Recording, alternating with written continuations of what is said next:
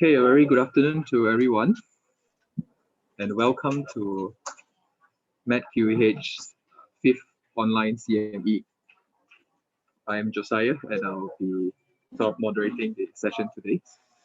Today, we are very pleased to have with us Dr. Tan Hui Siu to speak to us on the topic of bioethics and COVID-19. Okay, so Dr. Rahman is here as well. Dr., are we good to start? Yeah, you can when you're ready. Yeah, I think there will be people who will be joining us slowly. I think we shouldn't delay the session further. So, okay. Bioethics and COVID-19. In this pandemic, we have initially during our first few sessions looked at COVID-19 in itself, and then we've moved on to talk about other related issues, and today is about bioethics. So a brief prelude.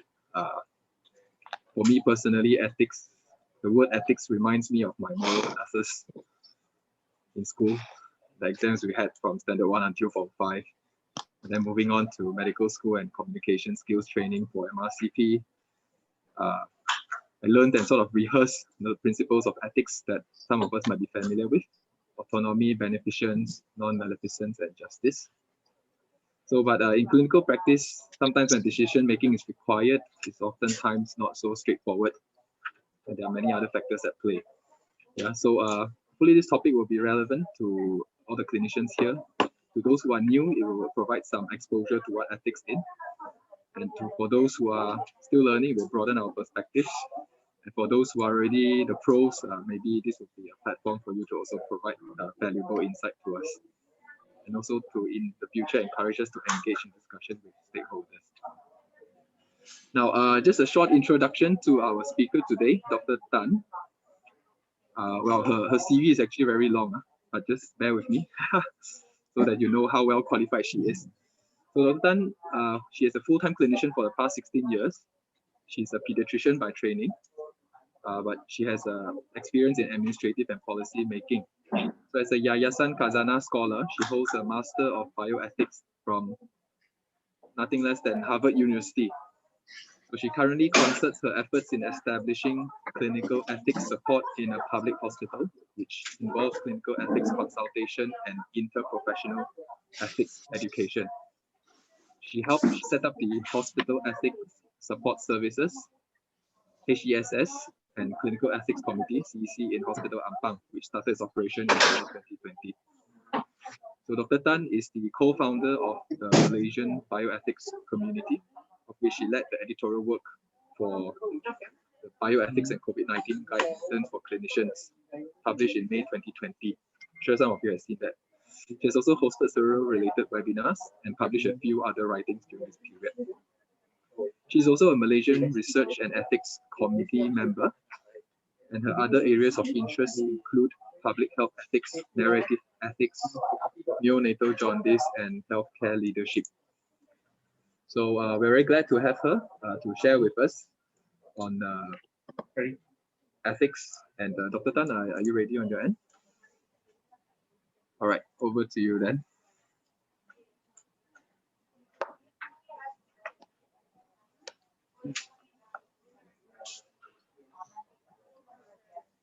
Mute.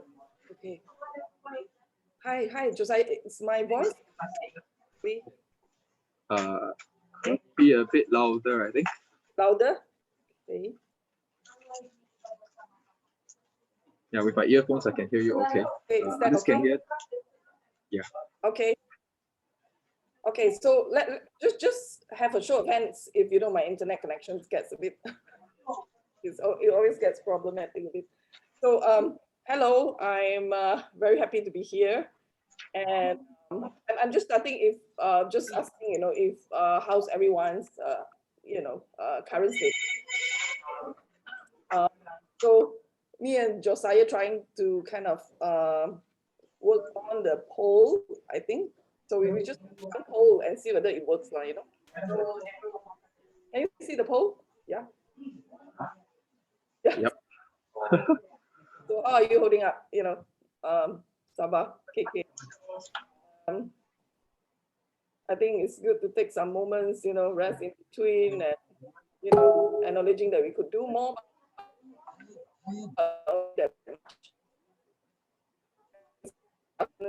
Everyone is just kind of like, it's a break. Thanks, Datuk Rahman, the first person that I need to thank for making this happen, and Jahaya for reaching out. So far, so good. Say everyone looks, they are doing up quite well from KK. So, okay. Couldn't wait to get back my old life.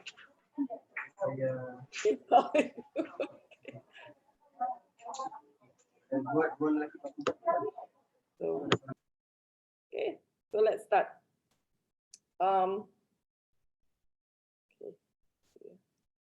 So I'll maybe just keep it light at the beginning, and we touch on COVID just on the second half. So the first part, we were discussing and saying that maybe we should just introduce a bit on clinical ethics, and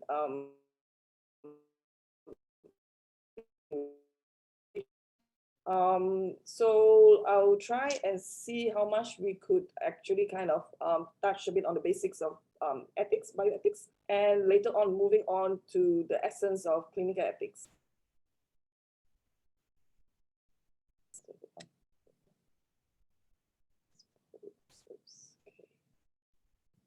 So as a disclaimer, I speak today mindful of the groups that I identify with.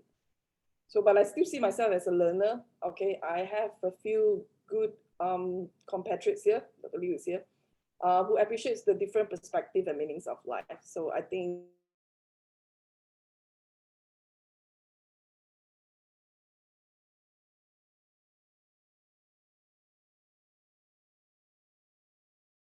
Sorry, wait, we have a little technical error. One moment, let me just.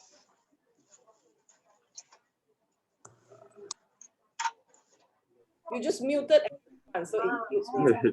Yeah. So you see some of the content here today quoted in their original phrases. So I will cite them, like, So again, I came from the district era, and I think at one point it was me, and I think many issues were just beyond my medical skills and intention, and I think I witnessed quite a bit, among the poor in the era, and as a head, that you see that some of the things that that I wish to kind of make it happen, but because of like bureaucracy and resources limitation, and it's not easy, and also most of us are always fearful of litigation and medical legal issues, and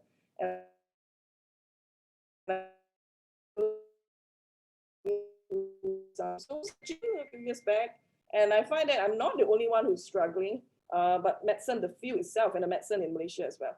So I think most of the time it's more of like we are looking at how lives could be extended by our, medical advancement and technology. And I think we still want to rejoice on life saving, focusing on tertiary care rather than considering what it means to actually live well and die well. So I think that's the thing that I think I was fortunate enough to actually kind of went on the journey, and I think I managed to find some answers and skills, and managed to meet up with some of the masters in of bioethics in US. John and Toss is there, and the best part is that I think the ones that has been on this journey has many missions in their lives. Some they wanted to actually help families and clinicians to heal. Some, they wanted to restore faith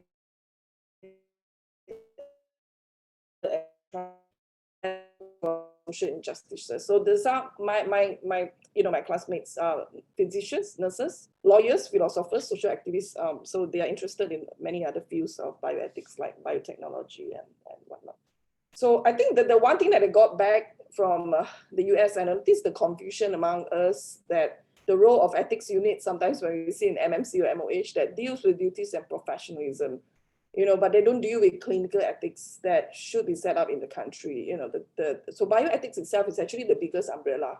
So just an introduction. So the subfields involve, includes clinical ethics, research ethics, health policy, public health ethics, global health ethics, anything to do with biotechnology. So I think that's just a very brief introduction. And the one thing that it feels very clear when I come back, you know, it opens up my mind to know that there are problems in our systems as well. So I think that the one thing about what I find that, you know, some guidelines that guide you know, that is governing us might not be fair, might not be right, and you know, and might not be up to date enough, you know, sometimes. And I think we need to be conscious where are the gray areas, and know how it takes time to amend the law. So I think law and rules maybe remind you of the duties and boundaries, help in some decision making in clinical practice, and protect some of the rights of patients and vulnerable groups. But I think they do not answer or help resolve some of the most complex ethical dilemmas that we face in our clinical practice. So I think that narrative of, how to say, compassionate care has been actually kind of overshadowed by this fear of litigation and medical law and courts and lawyers as our judge of morality itself. So one thing that we have all this fear of risk, I find that this is a slide. I think you know, the CEO of MMC quoted that, you know, ethics come first and it comes above everything else. But so we don't actually need more doctors to take up medical legal, you know, qualification or what. I think no law says that you should not do the right thing, and we should be stopped being morally judged or fear of being judged in courts by lawyers. So I think we should practice medicine based on professionalism and code of ethics.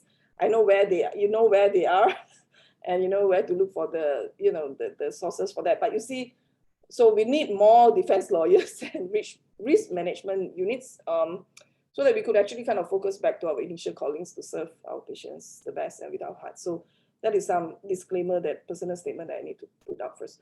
So I think in terms of, like, let's say you want to know about what it's all about, bioethics and clinical ethics, I think the one thing that we started off, we need to think about, where does our actions come from? Where does our actions come from? You know, does it come from a gut feeling? Do we reason it out? You know? So one thing I would just like to share how we actually develop as we grow older. So this Kohlberg is something that you need to know. Okay, so I think this is a bit more foundational, you know, more basics, but I think it's worth to actually kind of share with you today. And Kohlberg talks about, like, how do we develop in terms of you know, when we grow up, you know, what builds into our moral thinking and what. So he's more of the cognitive thinking. He's a psychologist, you know. So the one thing that he says, when you're very young, you know, stage 1, you always follow, you know, you do things because you are worried about getting punished lah. Okay, so that's stage 1. And stage 2, you tend you think about fairness, you know, like, you scratch my back, I scratch yours, you know, it's about, you know, more of your interests. And when you go up to stage 3, he says, like, you know, then he says that that's where you want to fit into the good boy, nice girl orientation. So stage 4 is where, you know, there's the law and order orientation, that, you know, we do some actions, we take some actions, we tend to do it because the law requires of us to actually kind of maintain that order in the society. But when you move a bit higher up, you will be looking the society as a whole. You'll be looking at social contract. You'll be looking at what do we owe each other, you know. So individual rights, okay. What are the standards we should be having, you know, and we'll be critically examining, we'll be, you know, discussing, we'll be setting those rights and standards. So this goes beyond citizenship. This goes beyond, you know, who you are and where you are born, you know. So these are called social contracts. So this is, you know, the 5th level. And of course, the stage 6 will be where you are making decision based on conscience, principles and rules, and sometimes it could be a bit abstract in principle, but you know what is golden rule stage. So so you can actually, you know, choose an answer after this. So it's going to be quite interesting. Okay, so you see, you have a woman. Okay, so there's one drug that can save her. So this drug maker is going to charge her husband $2,000, okay, for that small dose of drug, because it's hard to make. So this sick woman's husband, called Andy, so he wanted to borrow some money. Okay, so when he couldn't get that 1,000, he couldn't get another half 1,000, and he said, please sell me first, you know, I pay you later. So the drug maker said, no, I've discovered the drug, I'm going to make money from it. So Andy got desperate, and he was thinking of breaking into the man's lab to actually steal the drug for his wife. So what does Andy decide what to do? Okay, so think about stage 3 or stage 6, you know,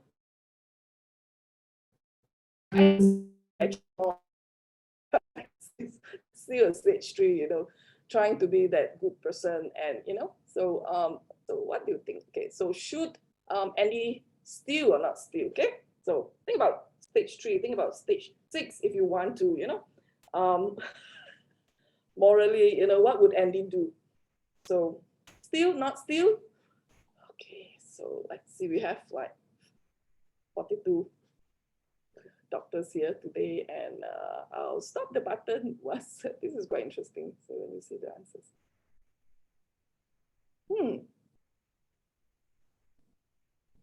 Okay, once I have more than half, you know, some might be still thinking.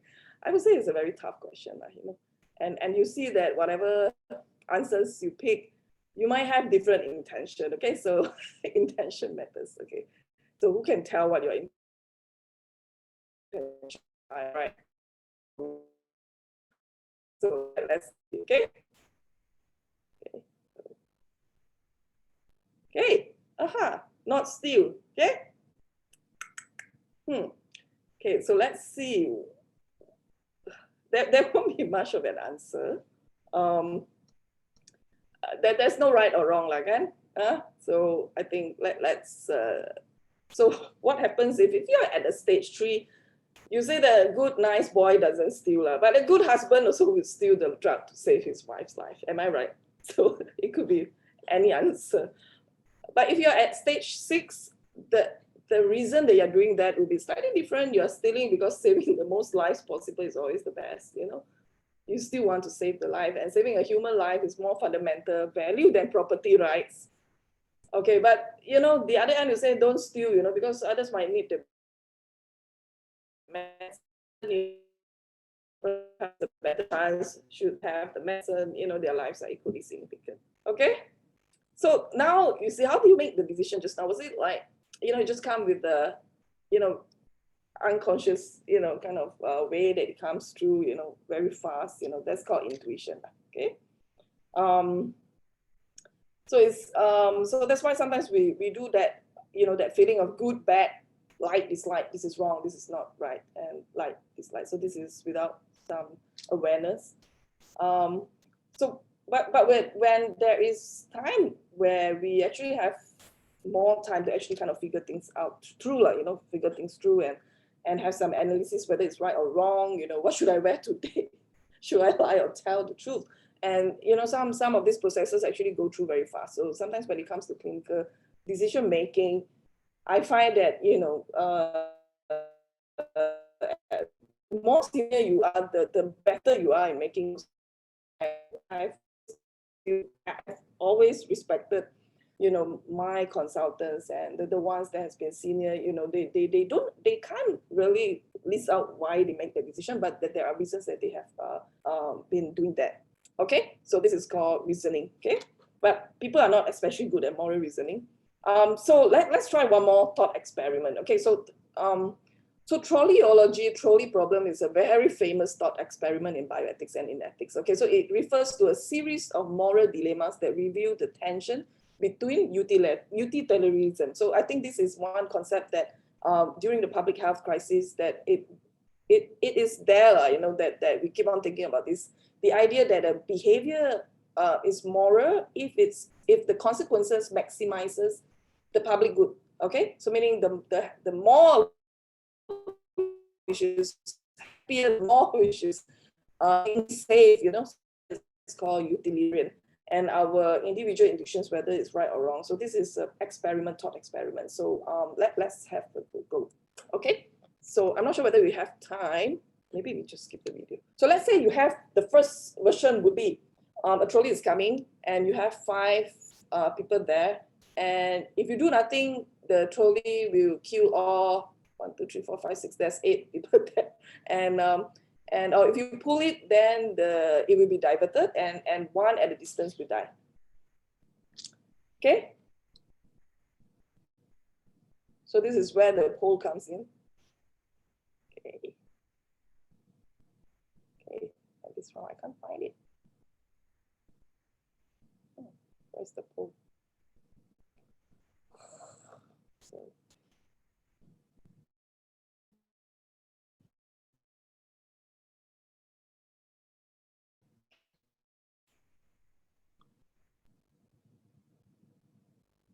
Okay, to pull or not to pull? So, I mean, okay, so would you pull or would you not pull? Because if you don't do anything, you know, it will die, right? Okay. actually, the scenario is 5 people, but the image I got it from somewhere else.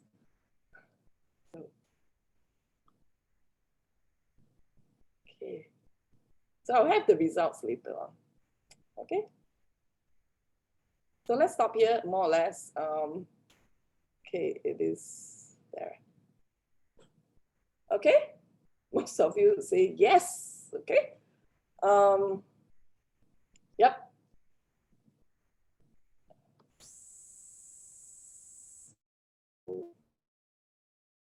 So that has a huge man by his side, and the only way to stop the trolley to save the 5 people is to push this man down, killing him instantly. So, my friends, do you push or not this man?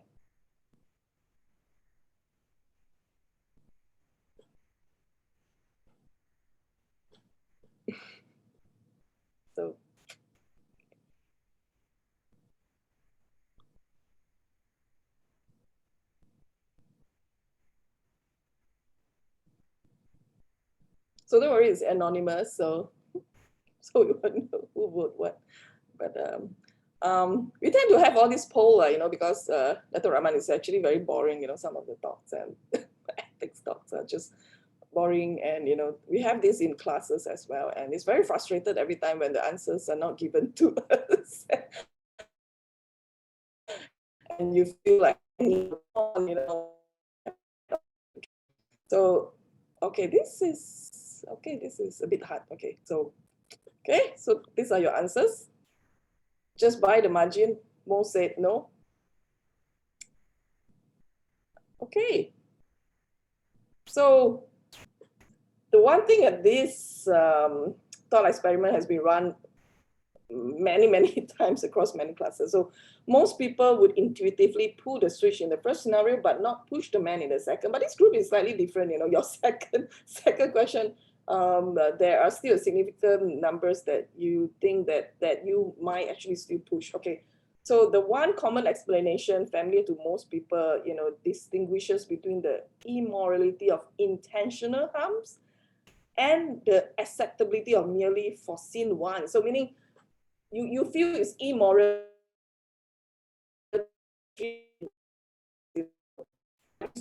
that it is just merely foreseen one, it's not because of you, it's just that it happens as part of a secondary outcome. Okay, so that's why you find that sometimes that we won't prematurely end the life of a man who had disabling stroke, even though his organs would still be able to save 5 other patients' lives.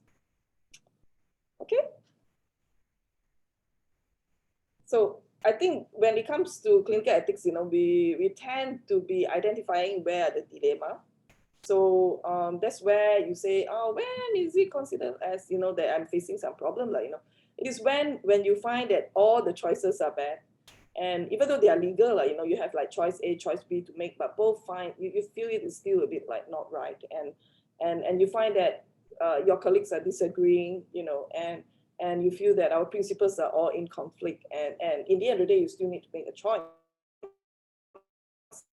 Okay, and when you in it, you also feel a bit of distress. So I think that distress is when you feel that you cannot do the right thing, even though really there's no right or wrong in the end of the day. But sometimes also you can't do something right because there's some constraints. Okay, some constraints. You have competing obligations, so you cannot do something. The thing like you feel that it's just I feel that it's not right. Okay, so something just ain't right. Your gut feeling tells you. So I think this sensation and this feeling of like being left alone, sometimes it's part of that burnout that we have. So burnout is just not because of physical exhaustion, not because of toxic working environment or lack of personal accomplishment. It could be a combination of everything. Okay. So institutions in most of developed countries has been looking into this. Okay, preserving the well-being of clinicians. So I think one part would be educated their moral distress as well. Okay. I think when we have all this dilemma in front of us, and we say, how am I going to kind of solve these problems at a personal level, or whether how could I actually kind of seek for help? So I think what we do is actually, I think subconsciously, like unconsciously or subconsciously like that, you'll be weighing and balancing your clinical judgment, you'll be balancing your values, you'll be balancing your obligation, that, and you try to decide and choose one. But in the end of the day, you probably still feel that you have not done the right thing. So you'll be making one choice, but you're still feeling very regretful. Okay. So sometimes when you ended up in that situation personally, I think we could actually kind of try and notify in advance, apologize, compensate, or try to make sure that it doesn't happen again. Work on the systemic level. Okay. So these are the things that I think, and I would be doing the same. But you see, it systematically. So I think that's where clinical ethics comes in, and we are trying to help and support, because most of the time we have our seniors with our team for consensus. We try and settle disputes through family conferences and administrative facilitation. But sometimes it still like a bit of formal structure, and it's not always available or acknowledged by maybe younger clinicians or clinicians. So I think that goals of clinical ethics is actually kind of trying to improve the quality of patient care, by identifying, analyzing, and attempting to resolve, not solve, but to resolve the problems that we have, So just very fast one, these are all the framework and theories that we use. It's not only in the principalism, which are the 4 ethical principles that you know. They have pros and cons, and they are not used for every cases. But you see that casuistry is one thing which is oftenly we use, because we try and look at the case, we look at the we decide on many categories of indication, medical indication, their preferences, their values, contextual features. And that's where we look at precedent cases also. So it's being used in legal matters as well, and also in cases, okay? But other frameworks that I like to use also is the narrative ethics. I use a bit of microethics with deal with relationship, feminist ethics as well, looking at perspectives and lenses of minorities, not just gender-based, but minorities as well. And ethics of care, which talk a lot on compassion, care, loving, empathy. Okay. So these are some of the sample of ethical questions. I'm not going to read out everything. So most of the time, if we have a consult, we'll be asking what is the ethical issues now, what is the ethical question. So, for example, should CPR attempt be decided without ethically justified, or whether what degree of intellectual disability makes a patient incapable of giving a medical procedure. Okay? So black and white. Okay. So these are others. Okay. So one thing that we use is the 4-box, like I mentioned. Again, we look into much of the relationship. We look at the expanded definition of autonomy. When they make decision, is there a power difference in the clinic? Is there a power difference when you're talking to the patient? You're looking at the patient's social factors as well. When they were making those decisions, are they making based on their relation to their families? Okay, are they making decision because of the dependence that they have? So these are the things that we look into, and also it's Western. When they talk about autonomy, it's also not so straightforward as autonomy. So this is all the nuances of clinical ethics. But again, I think be there and make the presence and make sure that all the voices are there, the stakeholders are there, and we try to reach some resolution. So I think we are not trying to solve problem, we're trying to just resolve, and find some meaning out of the whole issue. So, and in the end of the day, remember that we need to agree not to do everything that we are able to do. Okay. So I think we have set up something in July 2020, and I think it's a greatest blessing for COVID 2020 and for me itself. So I have my colleagues here today in the group as well, Dr. Haas and Dr. Hafiza. They are trained, and we have kind of set up with the blessing of JKN Selangor and Hospital Ampang, and we are now running some support service in Ampang now. We try and support our colleagues if they consult, or we discuss it during the clinical.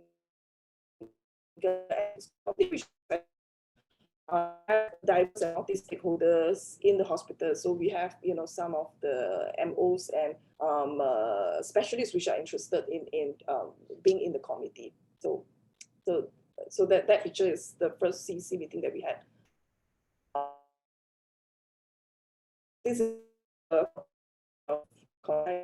you would like to get in touch with us. So the second part of the talk today is going to be a bit more controversial as it touches on COVID-19 responses in Malaysia. So I'll be just focusing on the tensions that we have, the moral distress that we have as clinicians.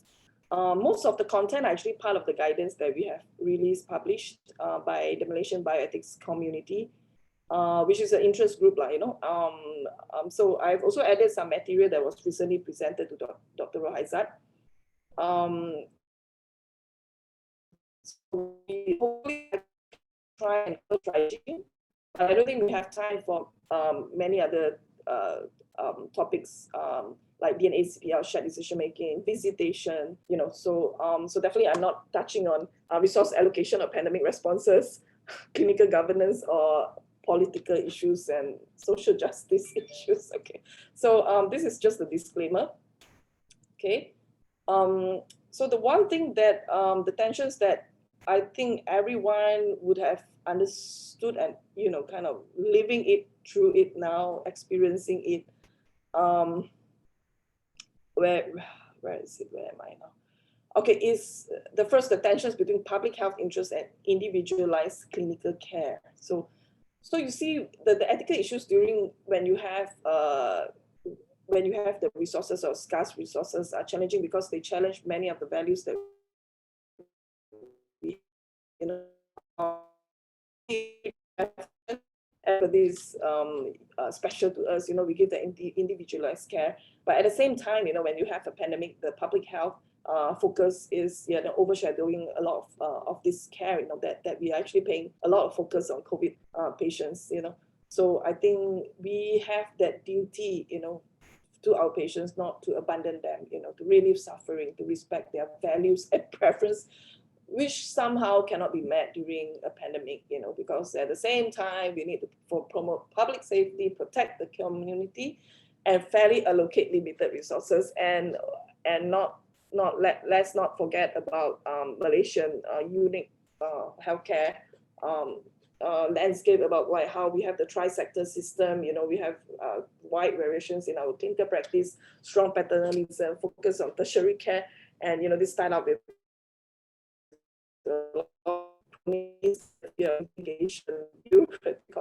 and overall relative low health literacy among the people, among the Malaysian people. I think most of the time they are not empowered to have their voice yet. So most of us are aware that they are not much of leeway when it comes, so we know that we need to trust our leaders, you need to follow SOP, because that's the best thing to do during public health crisis, okay? But this doesn't take away that, the distress that we have, trying to provide the best care.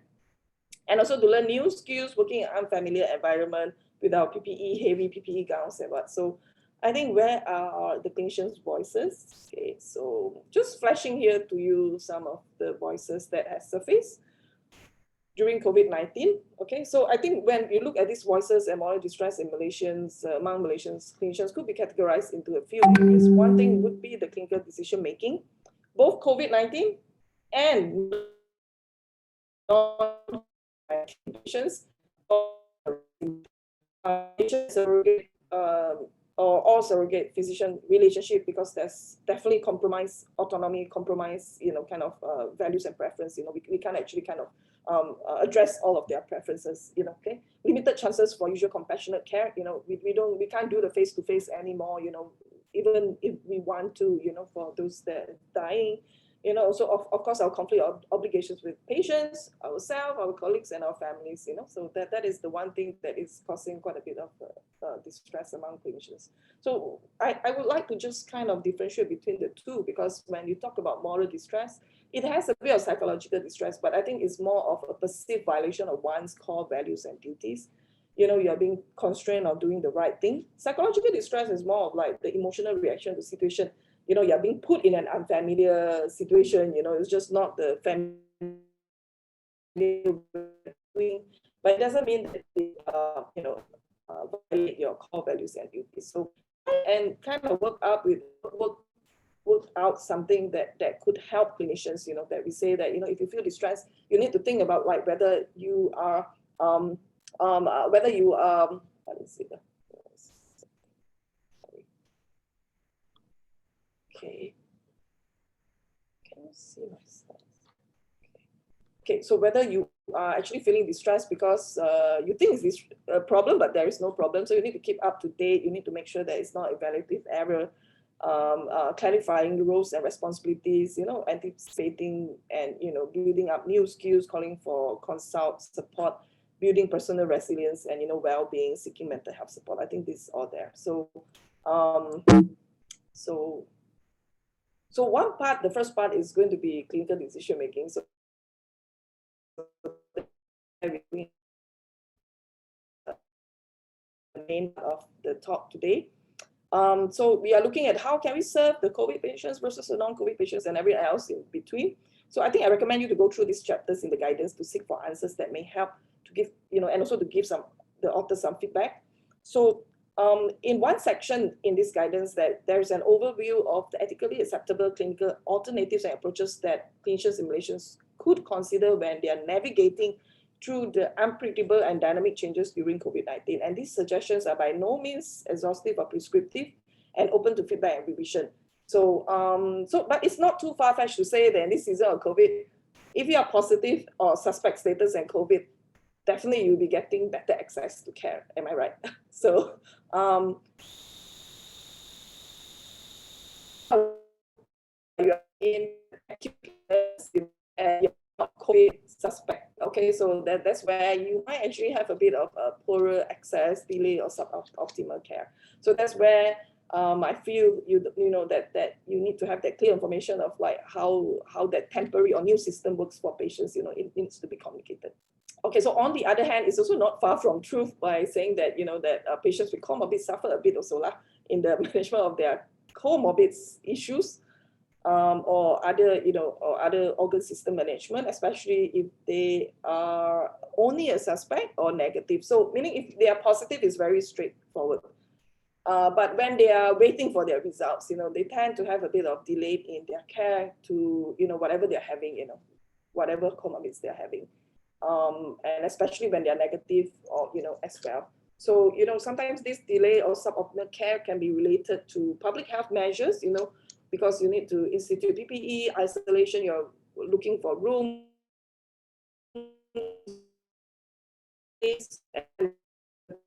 so the just to make sure that everybody is safe. So that sometimes tends to make investigations to be, it will be late, the results will be late, and also the decanting and mobilization services to secondary care centers kind of like be a problem. And these are the guidance that actually we came out in May. So we've kind of anticipated the problems that we have. So when you have patients with comorbids, so we recommended that, if you are going to like kind of not step down, but I think that you are going to just like kind of bring down a bit of the level of care and the standard of care, it is ethically justified, but it must be discussed among the senior members, MTD consensus, communication have been made. And when you do that, you need to mitigate the negative impact. Like, I think everybody knows, like, try to make sure that they know when to come, that you need to check on them. Kind of these are the things that's in place. So it is not wrong, and it's quite the right thing that we are doing. And we need to make sure that respect for their values, right to information. Remember, they have not much of choices to make now. The right crisis management. We need to make sure that we are at the highest competency level, because the patients are trusting everything, during the public health crisis. Okay, so I think this is our duties, like, to make sure that these things are there. So when it comes to end of life, then we try to be, it's not going to be easy here. So the one thing that we are saying that, because at this point in time, I think we know if it's going to be stage 3 or 4, we still think that it's going to be a reversible condition. We are quite confident with our care and management and our medication. And I think it is very justified to say that, even though they have comorbids, they should be receiving treatment and intensive care at the start. And primary intervention is needed because of their pre-existing comorbidities. So I think we will still go all out at the beginning. But if you have a period where, after a time, and I think especially for those with severe comorbidities, advanced comorbidities of completely new patients, I think that's where you might want to actually kind of think about whether we should be pushing so hard. Okay, so that's the kind of a consensus that when we were trying to write up this guidance. And we know that in the non-pandemic situation, we have time, to discuss, discuss with the team, to discuss with the family.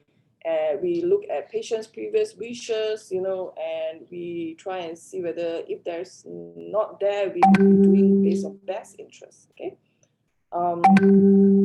But then, let me see. Let me have a scenario now just to break that long monologue.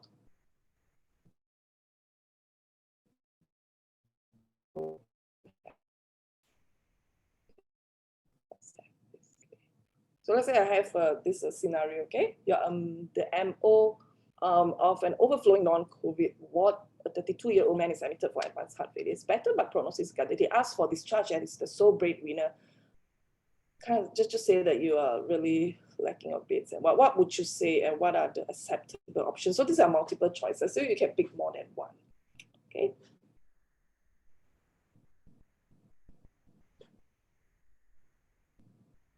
So tell him that he will get better and that he can go. Skillfully break the news if he's unaware of the severity of his condition. Hope that the short counseling will persuade him to stay. Allow my specialist to see him instead, break the bad news, discuss further plans, allow shared decision-making process.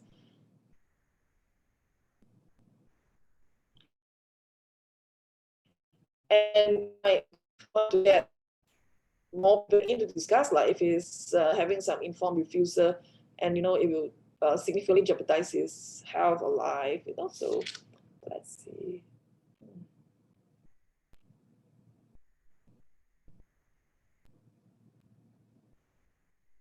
So it's actually both a lot of considerations you need to make in terms of clinical and, and also looking at his preference and values. He's still probably capable to actually make an informed refusal. Yeah. Okay, so let's end the polling. So, okay, I'll leave it there.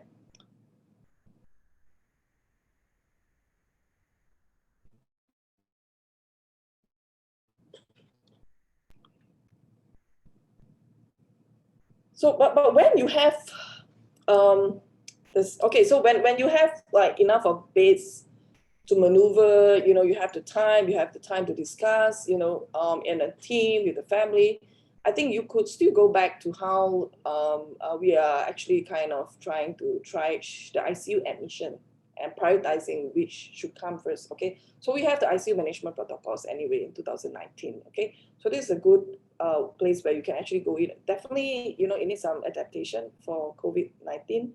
And it relates to just a normal day. A normal day means that you have the resources, you're still having the resources. Then how should you make that decision? And whether we are actually having some system for that.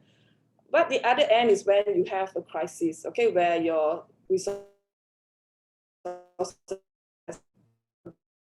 you say this is critical, but okay, what is the definition of crisis? The time, you might not have the time. You might not have the time to actually sit down with your team or to discuss through and through, or whether what should we do for this patient. So I think it's still acceptable to consider a different flow, but it must be safe, it must be transparent, it must be fair. So that's where we come to triaging. Okay, so I hope this is what everybody's looking forward to. I'm not sure, I get bored sometimes with this topic, but I think I've been trying to see whether there is any interest to actually kind of draft something. So let's deal with the legal and ethical dimensions first. So I think, again, we know we want to do the best for the patients. And I think this includes whether the patient requires some treatment, okay, whether they need ventilation or whether they need an ICU admission. So it's actually done by experienced professionals, and that the higher level of deciding which is what we want to save, which one we want to prioritize, it should be at the collective level with the society, with their voice, with their input, and the processes must be transparent. It may be challenged, and we need some mechanism to appeal, to actually review those conflicts. Okay. So again, some facts about triaging protocols.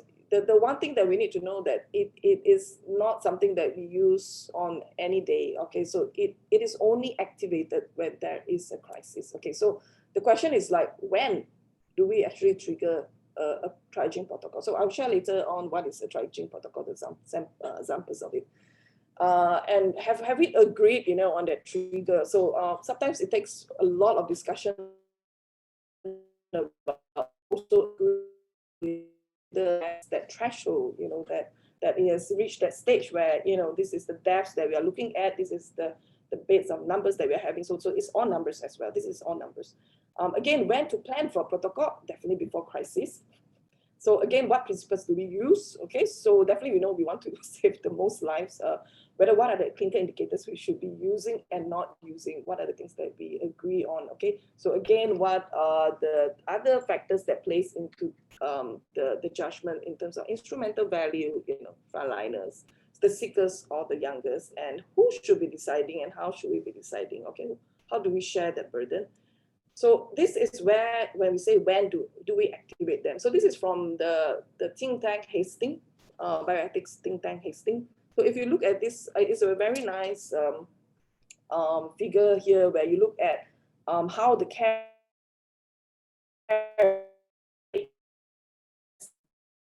when it's getting more critical in terms of space staff. So it's very nice that they use that.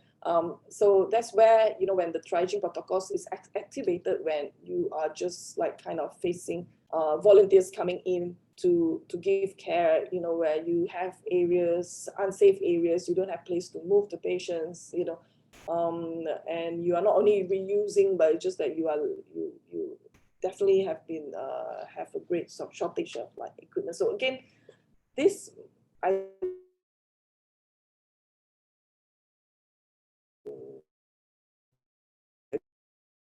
agree, that we are not there yet, but definitely it's been there in a few other countries. Okay, so I think the policymakers definitely need to sit down and decide what threshold we need to trigger. Okay, so the next point is like, what principles do we use? So just now when we said about most life saves, maximizing benefits. Okay, so you say that, okay, are we saving lives or are we saving life years? Okay, so are we saving the younger ones? Are we saving the ones without comorbids? Okay, so and when you look at the end there, okay, so give priority to the worst off. So that's where, so should we save the sickest first and the youngest first? And when you look around, when the third category about instrumental value, okay, the healthcare workers, the research participants, okay, the ones that have actually contributed, okay, should we prioritize them?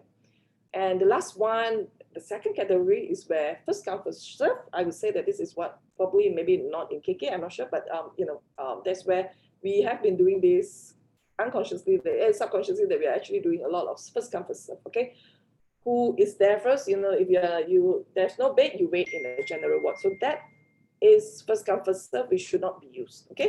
And the reason is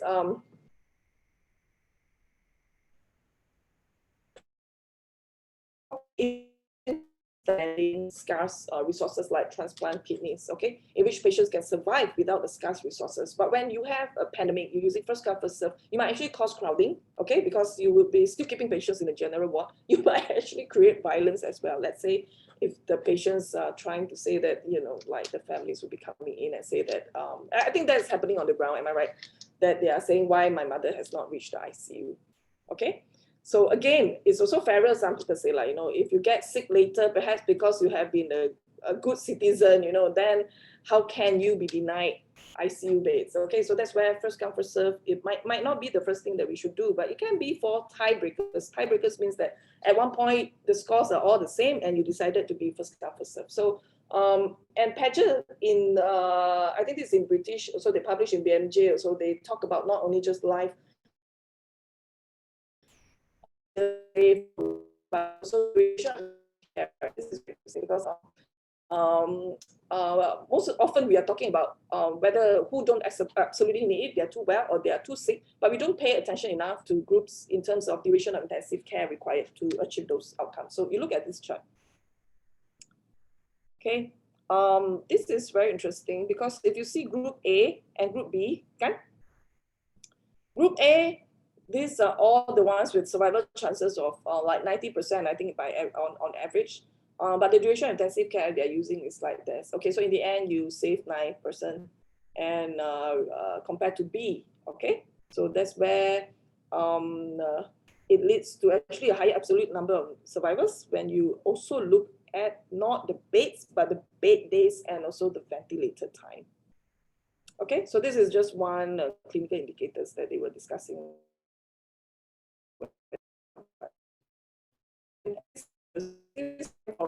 Robert Troop says you need to have a triage committee, you need to have a triage officer, okay? Somebody which is neutral on the go, sitting there, not in charge of the patient, that he says that it should be there ethically. So he's my advisor, okay, academic advisor, and he and his a few of the colleagues have been writing for Boston. And so the reason that he says that because it's very distressing for the clinicians on the ground, number one, which is down there. Second is because you have that role that you play with your patients. You are not supposed to triage. You are supposed to be taking care of them as a traditional role as a doctor. And again, it will ensure a bit of consistency, unbiased decision, okay, because you're out of the picture as well. And to actually share that burden, to spread the burden among, everyone. And that's where I think when you are a physician, you'll be able to actually say that, this has been decided, and counsel the patient. So as well, actually in that, and you'll be saying, many are very concerned that, but when you look into some of the religious guidelines, bioethics guidelines, they were having similar thoughts, that we should have something systematic. Okay, it should be transparent. The Islamic scholars will be saying, no, you shouldn't be withdrawing one life-saving support to benefit the rest, but if not because of brain death or fertility, you could do that.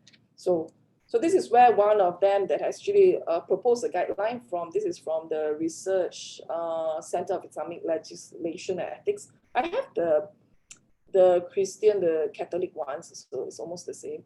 It's going to be quite nice. I have the link somewhere here. So you see that they go by, whether there's AD, whether the patient needs ICU, do they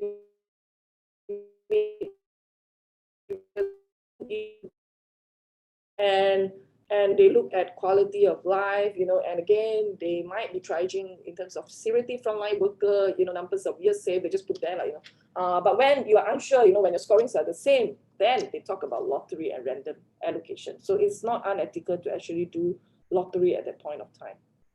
Okay, so this is from Washington. Same thing, they go by ICU admission criteria met. And when it's yes, whether you have the resources available. Then when it's no, when there's no resources available, you'll be thinking whether there is compelling reason to make beds, okay, to create beds, okay. And that's where, that's how they did it. And this is the New York, okay. So New York has also this color coding thing. They have like 200 pages just for ventilator triaging. And this was developed after many years of deliberation.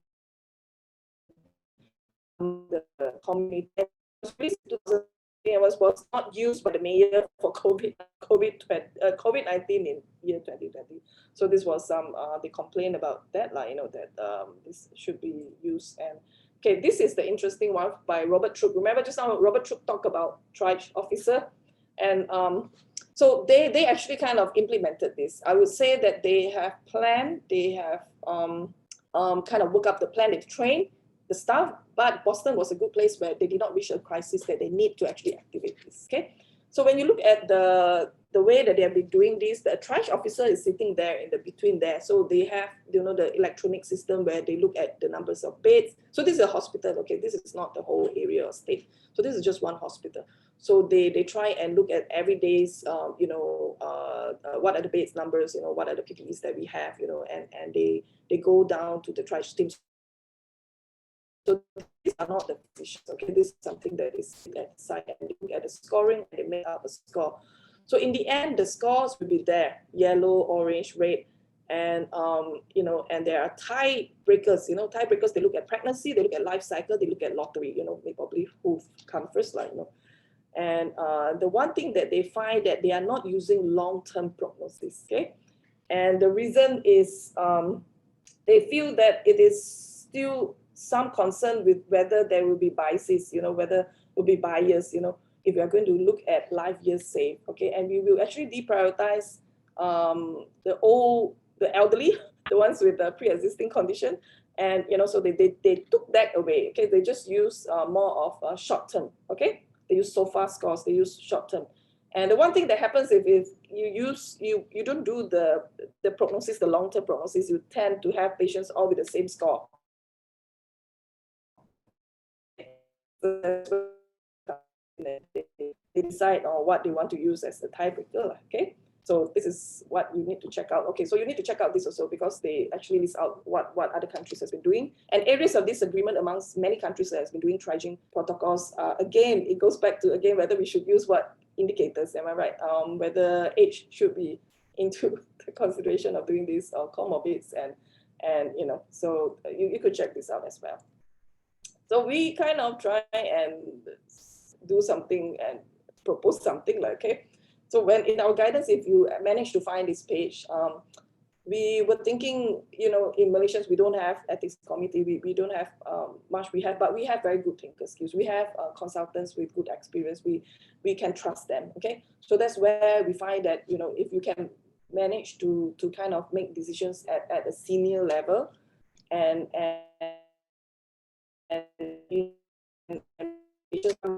make sure that again you apply exclusion criteria. You look at their mortality risk. Again, you might want to consider the NHS mortality scoring, and you reassess again in 48 to 72 hours. And you know, if for those that you decided not to offer a bed, and what should you be doing? Okay, so this is where the crisis. This is where you are going to decide on the patient and saying that you are not going to be waiting general wards, but we are going to say that no. Okay, and we are going to step down. We are going to just offer comfort care. Okay, so NHS has a decision support too. I've learned that many have known about this. And this was very nice because they actually put in the short-term and the long-term prognosis as well. Okay, so to put in gender as well. Okay, so so this is a possible indicator that we could use to make decision. But again, you know, my feeling of this, I think definitely we are doing some prioritization. And I think pre-COVID, it has been more of a first come, first serve, even for my NICU or PIDS ICU for the PIDS side also. And you know, patients tend to wait, but we have never actually captured that burden. We have never actually captured how patients have faced some higher mortality or morbidity by just waiting. And we are not reporting on the base, you know, how we are doing it properly. So I think to choose to prioritize during COVID-19 becomes like something that which is unfamiliar to physicians, but in fact, it should have been done before COVID-19, if you would agree with me. Okay, so so the one thing that that I think we need to just make sure that the process that we're having is safe and just, and start discussing and plan. So if you think about drafting a triaging protocol, so that you were thinking about what should be our trigger, what should be the clinical indicators to use, what are the ethical processes we should Secondly, a starting point is good to actually do it only at the hospital level, the most state level. Involve all stakeholders, you know, announce your local standing, communicate and train the staffs and review and audit. Because at the end of the day, you know, I think it's good to actually lay out the systems, okay, which are not there. And Munita called, you know, the legal lecturer has actually kind of put down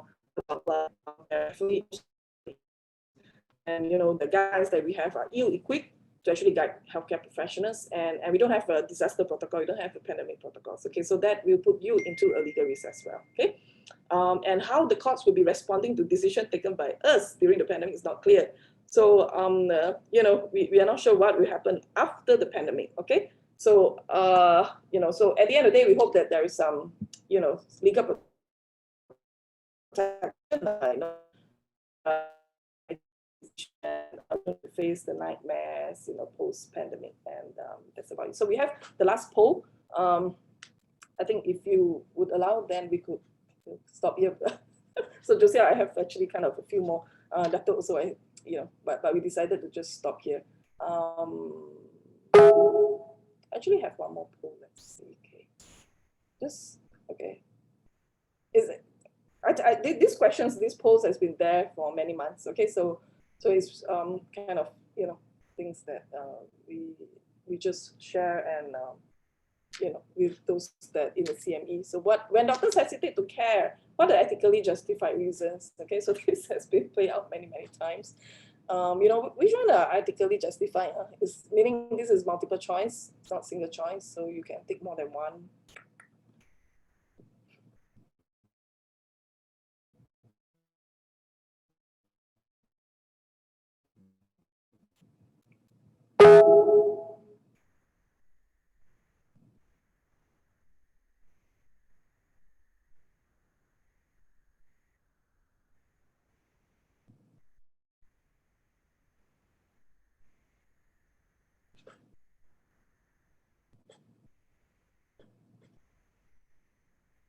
Okay. I think 14 voted only lah. Okay, but okay, so because of personal reasons as well, am I right? So there's a conflict to self, a conflict that you have the obligation to make sure they are safe and alive. Am I right? Okay. Some views that we have not had enough of PPE. Okay, so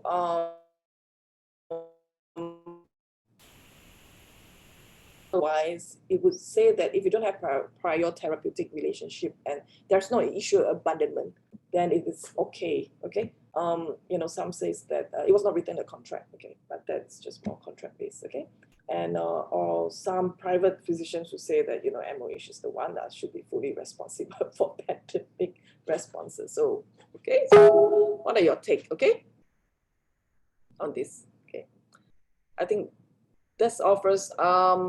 Let me see. I have maybe just to end with if you're interested to actually kind of reach out to MBC. So this is another platform which is out of MOH. So we have more than 30 professionals. We have senior clinicians from MOH, the universities, and they are also researchers. They are legal professionals. Kind of that there's a need. I feel there was a need to actually kind of sit down and respond to what the clinicians are facing, and these are the contacts and the and we have an online consultation platform. I don't run this; it's run by Dr. Mazni, IJN, Mark from UITM, and these professors. So, they have an online consultation platform as well, so which you could actually send in any questions that you would like to be answered. Okay. So we have run a few for COVID, and definitely if you're interested, again, the guidance is there. And if you're interested, I didn't put in the recording QR here. So we have the recording slides and recording as the slides and recording for the webinars that have been run for the same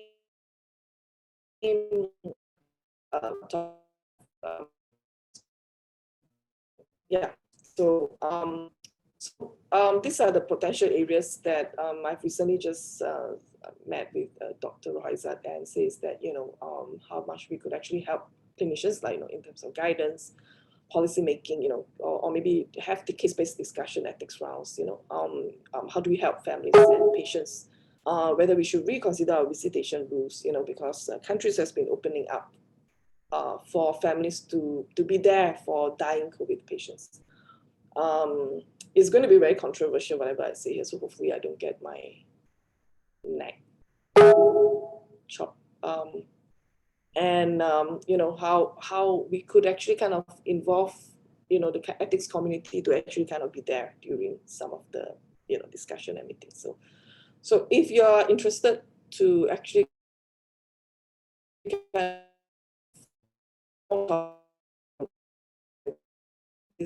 the list, and you know, I could definitely reach out to Sam to actually kind of come and have that talk. So do you have any questions for me?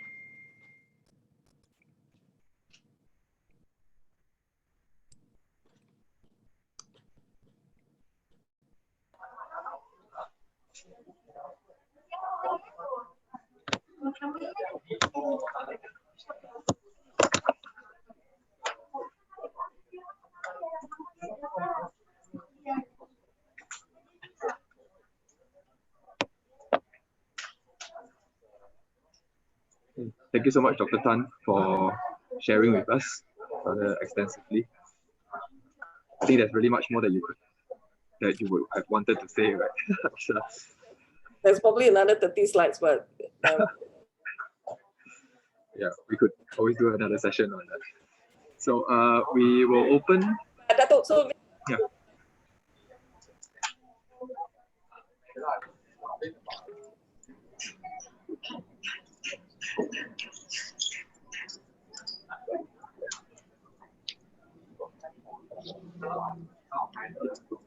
Sorry, Dr. Tan, you were saying something? The line's a bit breaking. Yeah, I know the numbers are now, and thing is Langor because the numbers are going up.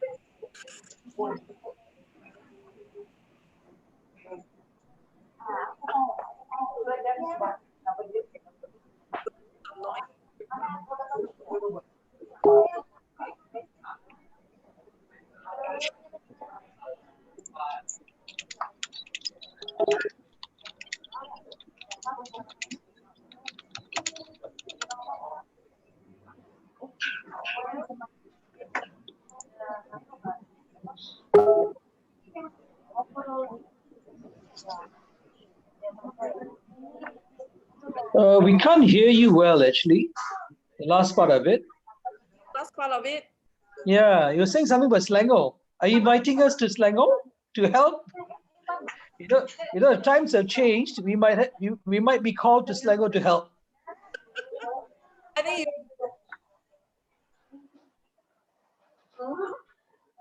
think Selangor is, you know, I'm sitting in the red zone as well. Yeah. Input here. There's a lot of interference. See the noise from the rest.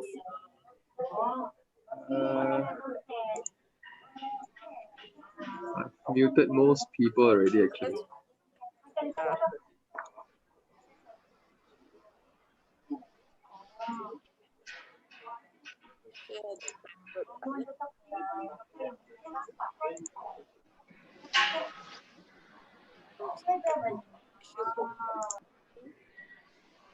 There's still a lot of background noises. Okay. Can you hear me? Yeah, better. Yeah, so at this point of time, I think there will be some mechanism from the MOH about, like, you know, whether the clinical should be trying to see whether there's a need to actually discuss on some of the areas, and so that initiated at the MOH level. So there might be an annex on ethics, but at the moment, I think the one that you have in resuscitation is there. So that is good. Yeah.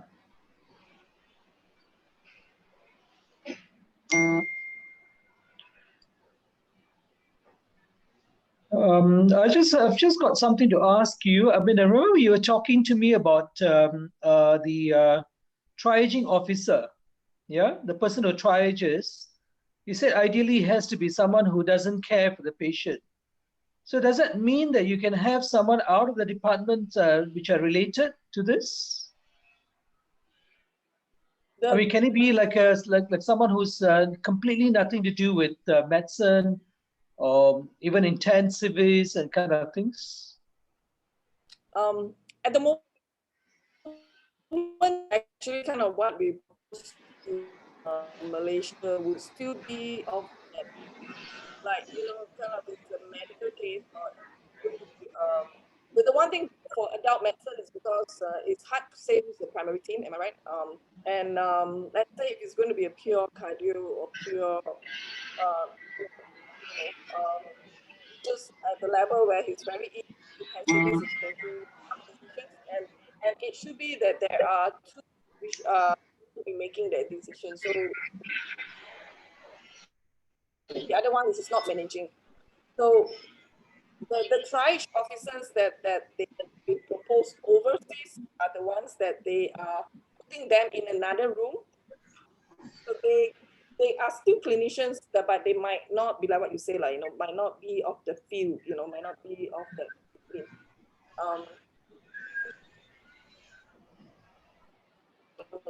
So I think for Malaysia, at least, I think we could still work on just making sure that it's not a single, it's not one person, one physician making some of the decisions. Where again, it cases where you don't have to actually kind of have that conversation with a family. You need to actually decide there and then. So these are where, this is only when during crisis that is like you have decided, we are going to start the triage protocol from today onwards, and it's not when your beds are still okay, that you are doing prioritization, but it's not called as set triaging. Sure. Now, what I'm trying to say is it's always good to have these plans earlier on. You don't have to look for these people when the crisis hits you. Yeah. So I still feel what you said is very relevant. We got to prepare. I mean, every individual hospitals, at least a state, must have an action plan. I mean, I agree that we need to look at it even before the pandemic, not just when we are in it. Yep. So it's who to make and what indicators they are using, Correct. So that second part also is something that, the clinicians need to let's look at as so there's pros and cons using scores, like, that like his life just scores, and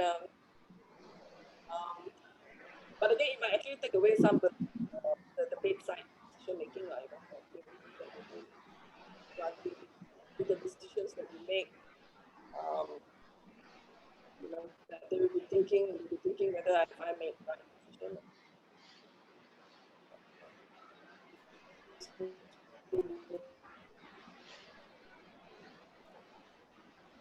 So I think the sitting down and planning, I think, is crucial. So sometimes, the New York ones, which is quite interesting, is like they already have it, and it is very clear. It's 200 pages, includes pediatrics as well. But it's not COVID. It's just for crisis, and I think the mayor has decided that Just one more question to you. Where do you think the psychiatry department will come into all this? I mean, in all this, do you think they play a role? Yeah.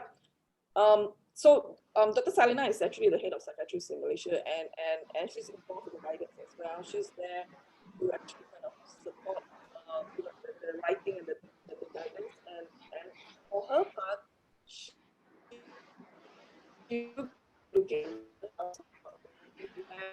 very nicely placed, support pathways for clinicians, or PSA and things that we do for clinicians. So that should improve. And again, it goes by psychological distress that we definitely will have, because we are being put into a situation where we are by training, by knowing how to do things. You find that at the end of the day, we get better with our job. We get better with COVID pandemic. So that should be, in a way, settling. But this time, I think the dust has been less. So we are looking at the complex, and maybe the ones that patients that do not wish to be isolated. They want to die at home, or they do not want to be resuscitated, or so we have that group of patients as well.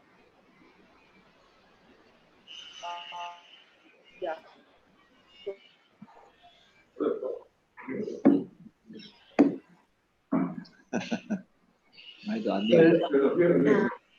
Hello. Are you unmute? Hello. Can you hear? Yeah, thank you, Dr. Tan. We can't hear you very well. You have to speak quite loud, or you have to speak closer to your microphone, because when you increase your volume, we do hear you. So it's probably something about your microphone. Ah.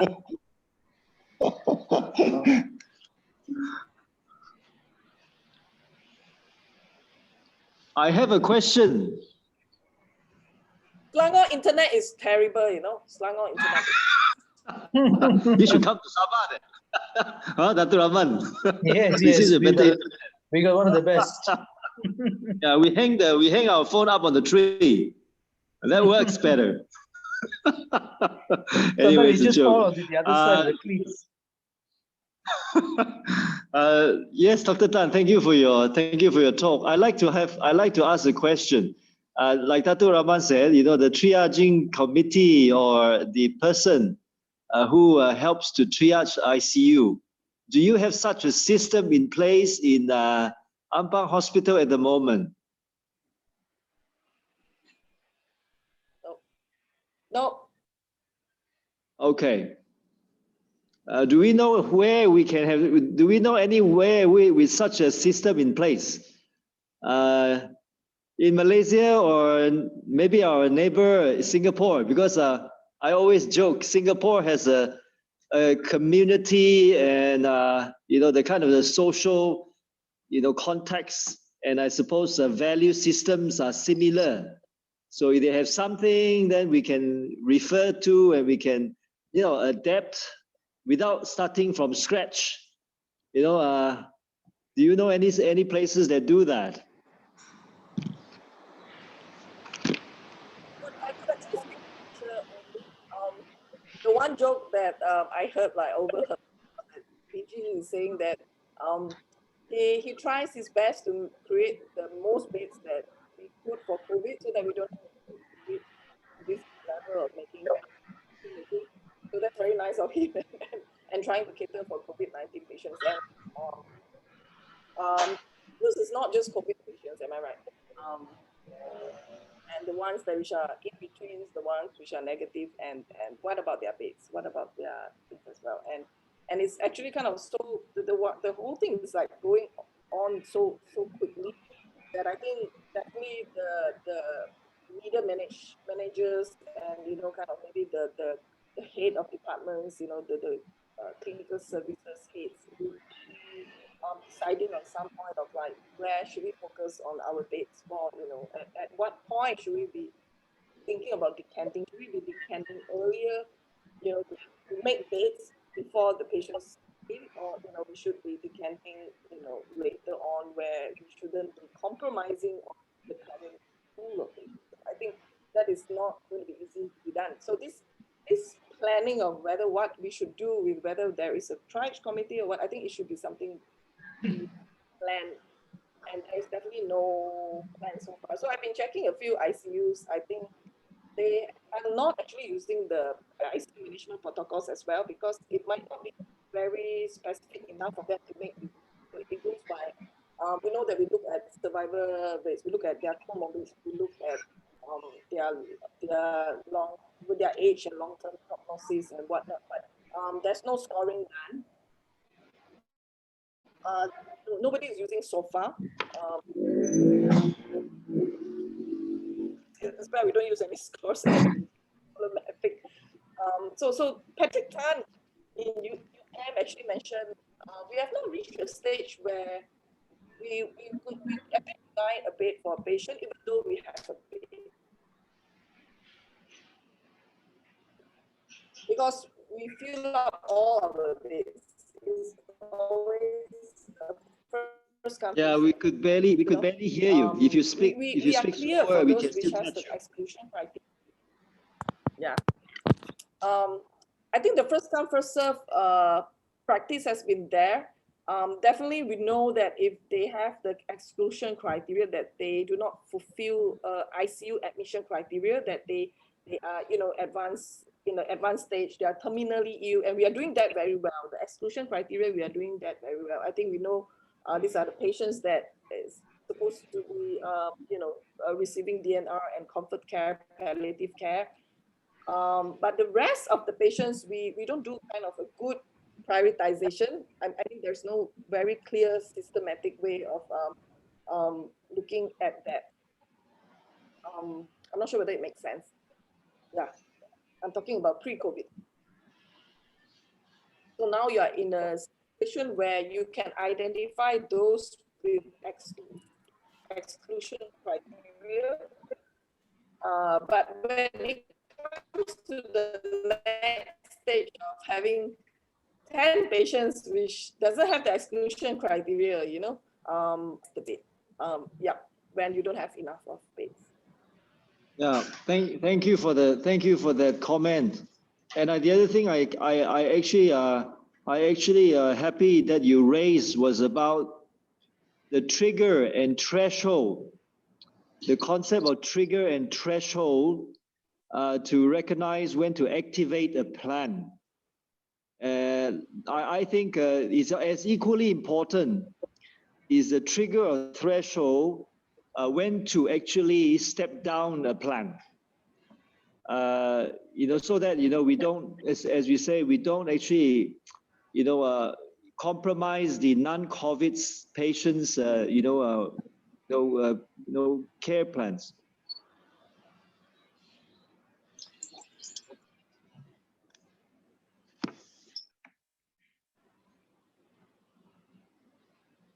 I feel it's not going to be easy, you know, that even time is not enough to actually discuss on this.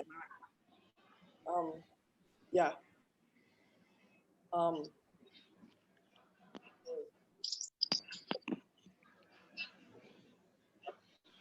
So totally, you are making a statement, right, rather than a question. Yeah, just well, I'm asking your comment on that.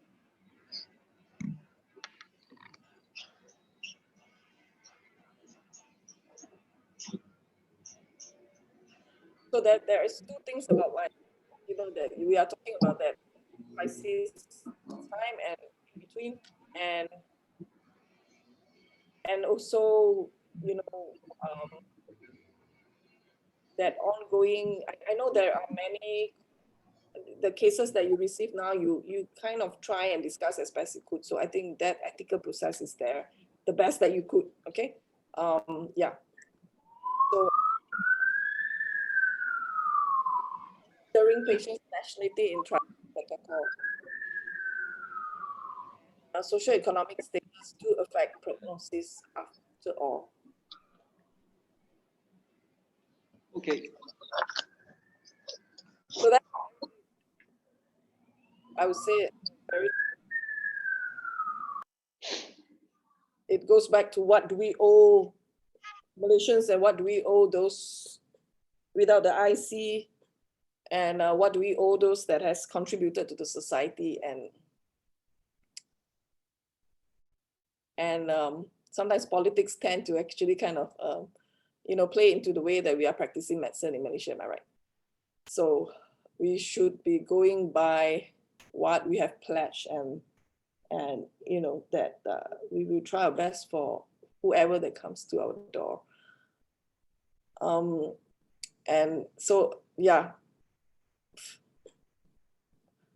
Yeah, well, thank you very much for the reminder on all the ethics. As what the Dr. Josia said, you know, many of us learn all these ethic principles in med school, and often we take them for granted, you know, until such time in the crisis, and we had to revisit them, and in some way, you know, make us be more mindful in our decision making, whether those decision making is actually at the patient level, or sometimes even at a higher level, you know, a decisional on the policies, you know, and of course, you know, as we say, the organizational level.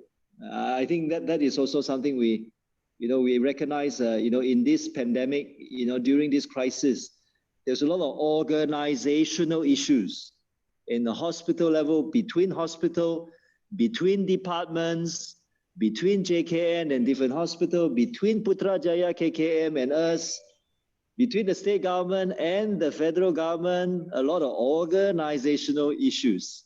And I think many of them has an ethics, dimension to it. Only if, all these ethics, principles and knowledge can be shared, to all stakeholders, top, down, bottom, left, right. Then hopefully, when people sit down together, they can come up with, at least, as you say, what is good and optimize the quality of care for as many. Anyway, thanks very much for the talk. I'm not sure how much time you have left.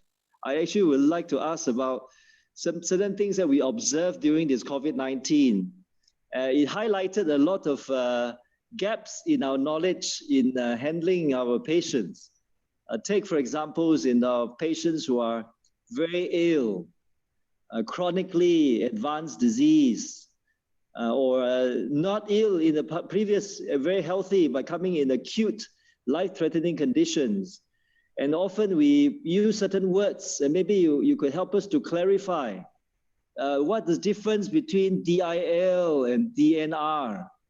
And I think recently there was also about acute care planning and acute directive. Are these words mean the same thing, or they actually have different meanings? So there are two questions there: the DLR versus DNR, DIL versus DNR. The other one is the concept of advanced care plan versus versus advanced directives. Okay, before I answer your question, can I just finish with Lim Yin Man? I went into deep thoughts for her questions, and I'm going to answer your question as well. I think, Yin Man, I think the one thing that we are talking about, nationality issues, it would be a very chronic problem in Malaysia. So, but for COVID-wise, I think if you, let's say, just a COVID patients, I think their prognosis is good, and the consensus is still about like trying to institute treatment as soon as possible and going all as best as we could for any patients that come to us. So the socioeconomic status might affect prognosis. We are talking about like, those comorbids, and the ones with comorbids and the ones which we are talking about non-COVID situation as well. So to answer that question, it needs to separate both. But definitely it's something that I think it needs its own webinar. Okay, so Dr. Liu, answering to your question, I think everyone knows DIL is just to say that you are dying soon. and DNA CPR is when you say that you do not think that CPR will work. And the one thing that there are many of us feel that is an issue about like trying to get an order for DNA CPR, where when you are actually supposed to sit down with families talking about other parts of end of life as well. So DNA CPR shouldn't be just the only thing that we talk to families about. And I think we should, in the ideal situation, we should have more time to actually try and talk about the goals of care, and how do we actually try and align the expectations with families as well. So I think that the one thing that is the trigger word for most of us in Malaysia, like when you say DNA CPR, more or less we know the doctors are not going to go too aggressive anymore. Okay, so it's a trigger word, but it could be misconstrued by for many reasons, and families tend to feel very threatened with that order, that they are feeling the burden of signing a form that they are stopping care. Okay, so that's the problem sometimes when we trying to get DNA CPR. Some of us are throwing away their forms. So when it comes to ACP and AD, which we do not have the legal kind of framework for AD, advanced directives. Okay, so this is a whole topic by itself. ACP is where advanced care planning, which is kind of endorsed and being practiced by the palliative care teams, where it is more value-based. Okay.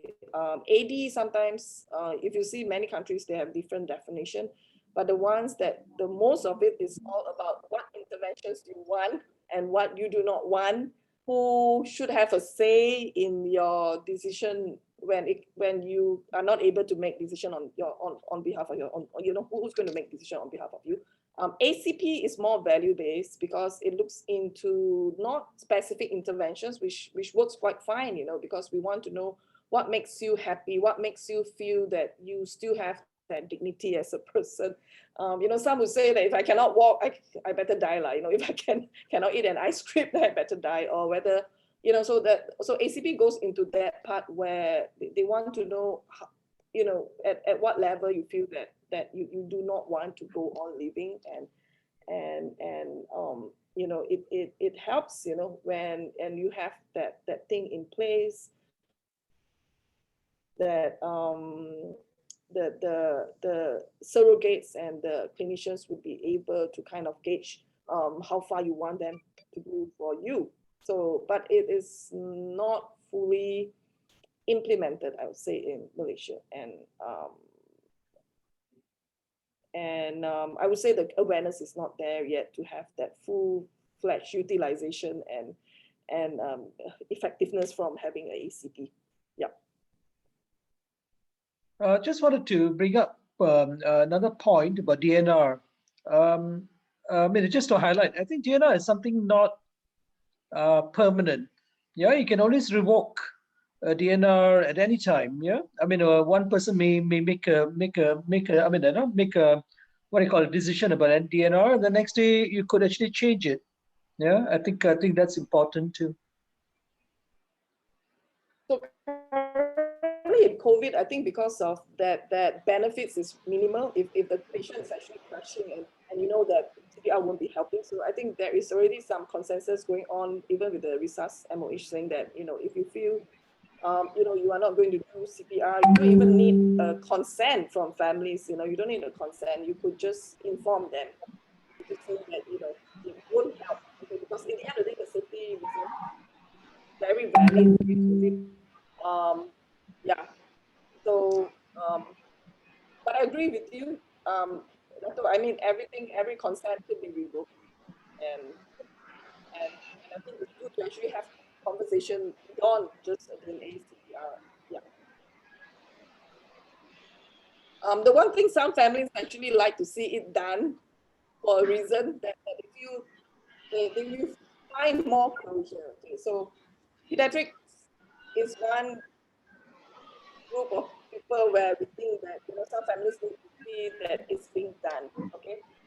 So there's no point fighting on whether you should do a CPR or not, and there is, it's controversial, but some of us actually do a bit of soft coding and you know, just to kind of have that symbolic end to you know, care, and we still perform CPR even though we know that this is probably not at the best interest of the patient, but it's really not worth going all the way to court to actually fight for, you know, that dispute when it comes to DNA, which happens a lot. So tend to go kind of go.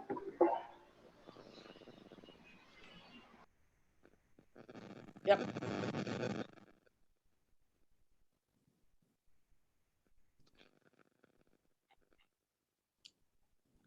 I hope at least my voice did not come through. The slides were there.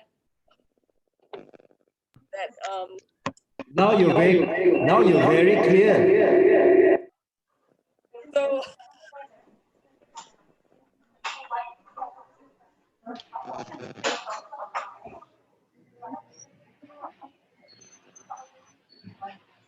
Okay, so once again, thank you very much, Dr. Tan, for spending the past 1.5 hours. I think we extended our time. It was a 1 hour planned session, but we're 1 hour 35 minutes. But I think it was an enriching session for everyone. Ethical discussions are endless, but think we all learn to discuss, and as we go in our clinical experience, we gain more insight on how to deal with these issues. If schedules permits, next time we could do another session of more specific topics than certain issues that others might want to raise up. So, Dato, anything else that you want to say, Dr. Liu? No, just wanted to thank her. I mean, thank Dr. Tan for her time. Yeah. I know this is a very controversial topic. I don't think everybody will agree on everything. And I agree, I think we are a long way from achieving our goals. And if you ask me, I think very little we know about bioethics. And I think this pandemic has actually made us to realize what this is all about: moral obligations, professional ethics, and so on. Yeah, we are blessed to have you. I just wish the audio was a bit better today. Maybe you should do it another day with a better audio backup. Yeah. Thank you so much for your time. Yeah. Thank you very much. Bye. Okay, thank you. Bye. See you then.